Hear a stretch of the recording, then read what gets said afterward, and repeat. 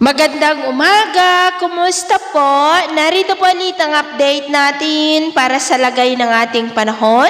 Ngayong umaga po ng October 27, 2025. Sa ngayon po ay iba't ibang weather system ang umiiral pa rin sa paligid po ng ating bansa. Ang lumalakas na amihan ang nakakaapekto dyan sa may extreme northern Luzon, easterlies naman sa silangan ng mainland Luzon at Visayas, at may intertropical convergence zone na nag-i-extend sa may Mindanao at nakapaloob po dyan ang LPA nating binabantayan.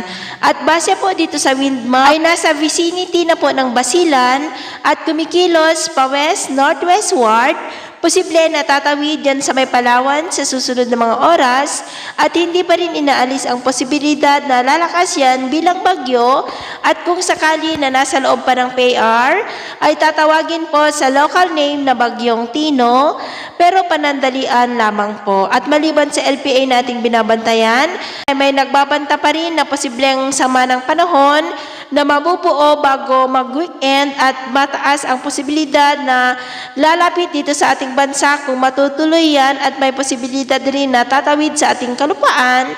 Kaya atin pong babantayan ang development po ng namamataan dito po sa forecast. At sa lagay ng ating panahon, ngayong madaling araw ay maayos naman ang panahon sa malaking bahagi ng bansa pero may chance pa rin ng mga isolated rains sa may extreme northern Luzon, Marinduque, Batangas, Palawan, Aklan, Iloilo, ilang bahagi ng Negros, southern part ng Cebu, Sulu Archipelago at Zamboanga Peninsula.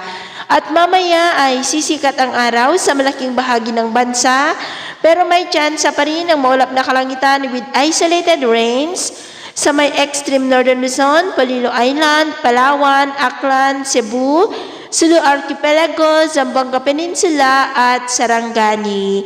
At mamayang hapon may mga isolated rains pa rin sa ilang bahagi po ng ating bansa.